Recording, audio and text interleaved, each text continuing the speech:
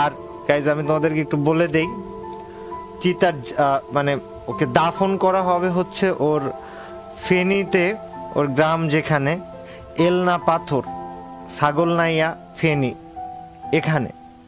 তো কেউ যাইতে চাইলে যাইতে পারো। আজকে সম্ভবত বাদ এশা ওর জানাজা অনুষ্ঠিত হবে এলনা পাথর, ছাগলনাইয়া ফেনীতে। আর দোয়া করো তোমরা, এবং এই একটা শব্দ মনে রাখো যে চিতা বাংলাদেশে একটাই ছিল, একটাই হয়েছে, একটাই চিতা আজীবন থাকবে, আর কোনো সেকেন্ড চিতা হবে না। ওর জন্য দোয়া করো, আল্লাহ তাআলা যেন ওকে মাফ করে দেয়, জীবনে যদি কোনো ভুল ত্রুটি থেকে থাকে, কোনো কবরের আযাবটাও মাফ করে দেয়, এবং ওকে যেন জান্নাতুল ফিরদাউস নসিব করে।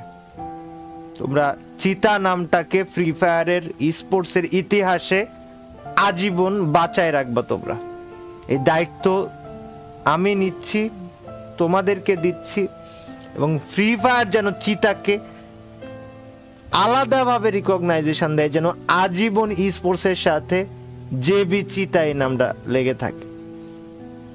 আল্লাহ হাফিজ সবাই।